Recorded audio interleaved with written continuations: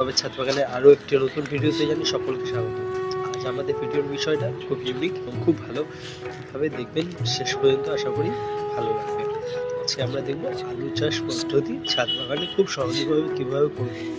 দেখতে পাচ্ছেন, তার জন্য যেটা আমি প্রথমে করেছি, বাগানের মাটি যেটা আমি নিয়ে নিয়েছি এবং তার সাথে দেখতে পাচ্ছেন এটা গোবর সার এবং তার সাথে এটা ইটের গুঁড়ো রয়েছে। আপনি এক্ষেত্রে কিন্তু বালিও নিয়ে নিতে পারেন, সব থেকে ভালো হয় যেটা কনস্ট্রাকশনের কাজে ব্যবহৃত সাদা বালিটা, সামুদ্রিক বালি, সেটা নিলে কিন্তু খুবই ভালো হয়। এখানে যেহেতু আমার কাছে যেটা রয়েছে সেটা আমি নিয়ে নিয়েছি এবং তার সাথে আমার রয়েছে পাতা পচা সার বা আপনার হচ্ছে গিয়ে কিছুটা পরিমাণে আমি তার সাথে আপনারা যেটা আপনার কাছে রয়েছে সেটা আপনি নিয়ে নিতে পারেন। সেটা আপনার কোকোপিট হতে পারে বা আপনার কোকোপিট বা ভার্মি কম্পোস্টও নিয়ে নিতে পারেন। এক্ষেত্রে কিন্তু খুবই ভালো হবে।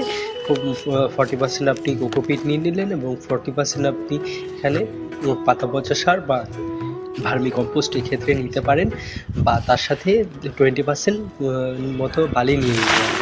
আর আমি কিন্তু এখানে যেটা নিয়েছি দেখলেন, এবং তাতে কি হবে, মাটিটা কিন্তু হালকা হবে এবং আমি কিন্তু এরকমভাবে করছি, এতে কিন্তু দেখব যে এর রেজাল্টও কিন্তু খুব একটা খারাপ হবে না, এটাও কিন্তু ভালো রেজাল্ট আপনাদেরকে দেবে। আর আমি কিন্তু দেখতে পাচ্ছেন গ্রো ব্যাগের ক্ষেত্রে কিন্তু দেখতে পাচ্ছেন বস্তার ভিতর দিকটা কিন্তু বেঁধে নিয়েছি এবং ইউজেবল কিন্তু আমি এখানে কিন্তু করে নিয়েছি, দেখতে পাচ্ছি। আর আমি এই আলুটা কিন্তু বাজার থেকেই কিনে নিয়ে এসেছি। এখন কিন্তু এই শীতের শুরু, আর এই সময়টা দেখবেন আপনারা যে আলু গাছের কিন্তু গছগুলো কিন্তু এই সময়ই বেরোয়।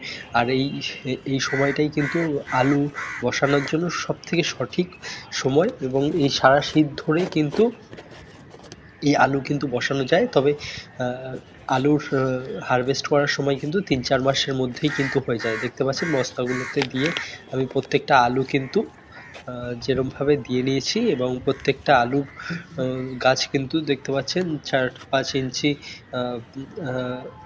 4-5 ইঞ্চি মতো সাইড করে করে এক একটা বস্তায় কিন্তু আমি এখানে বলে রাখা দরকার যে আমি এখানে কিন্তু 3টে বস্তা নিয়েছি এবং 3 বস্তার জন্য কিন্তু আমি 1 কিলো পরিমাণে আলু নিয়েছি। এক্ষেত্রে যদি আপনাদের বেশি জায়গা থাকে, এবং আমার কাছে যেহেতু মাটির পরিমাণ এবং বস্তা ছিল, তবে কিন্তু আমার মাটির পরিমাণ কম ছিল, সেহেতু কিন্তু আমি দেখতে পাচ্ছেন প্রথমত দুটোতে নিয়েছি এবং সেকেন্ড হাফে আমি কিন্তু দেখতে পাচ্ছেন আর একটি নিয়ে নিয়েছিলাম।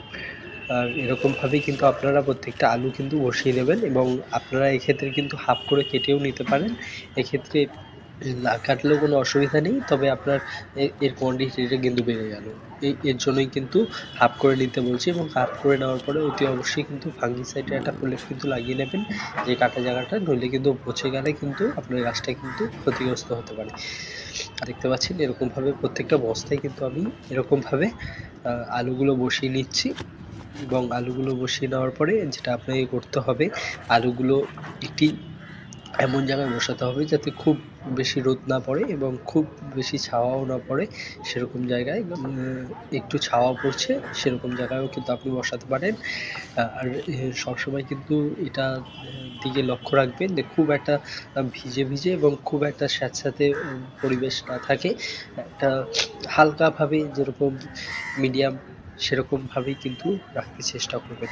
আর দেখতে পাচ্ছেন এরকমভাবে দিয়ে নেওয়ার পরে কিন্তু আলুগুলো আমি কিন্তু যেটা করছি, উপর থেকে কিন্তু কিছুটা মাটি যেটা আমি তৈরি করেছি, বালি মাটি, সেটা কিন্তু দিয়ে দিচ্ছি। দেখা হচ্ছে নতুন একটি ভিডিওতে।